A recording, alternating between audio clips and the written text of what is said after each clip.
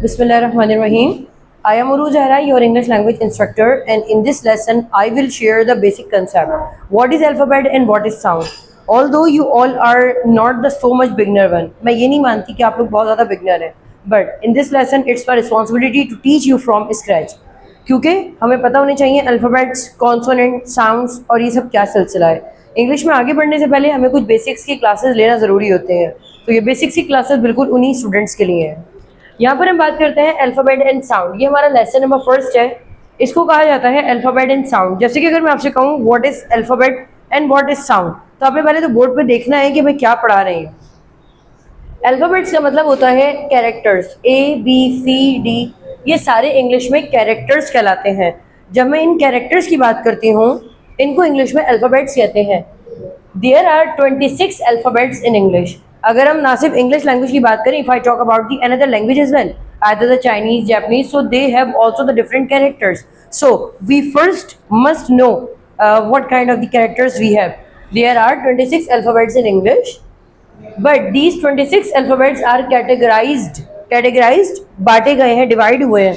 These 26 alphabets are categorized into two groups, और ये दो ग्रुप्स में डिवाइड है.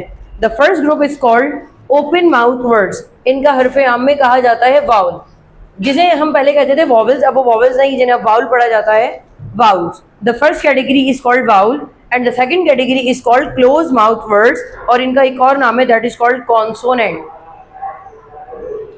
Open mouth words and consonant. अब हम बात करते हैं कि there are the 26 alphabets in English. So how many are there of vowels and rest of them are consonant. For example, if I say that what are the vowels, so we can say that vowels are A, E, I, O, U. These 5 words are vowel. Rest of them are consonant. Rest of them बचे हुए, बाकी जो 26 में से बचते हैं वहाँ पर 21, वो कहलाते हैं close mouth words. When we pronounce these words like B, C, D, F, G, so we need to close our mouths. तो इसलिए इनको कहा जाता है क्लोज माउथ वर्ड, और इनको क्या कहा जाता है, कॉन्सोनेंट. जबकि open mouth words are those word when we pronounce these words we don't need to close our mouth, we can pronounce it by having the open mouth, A E I O U. The third category is also called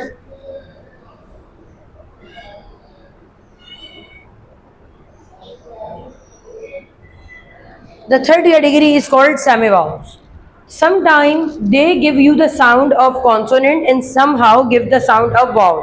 So we can say that how many are of the semi vowels. We can say that semi vowels जिसे हम कहते हैं Y and W are the two words, are the two characters. They give you the sound somehow of the consonant and somehow of the vowels.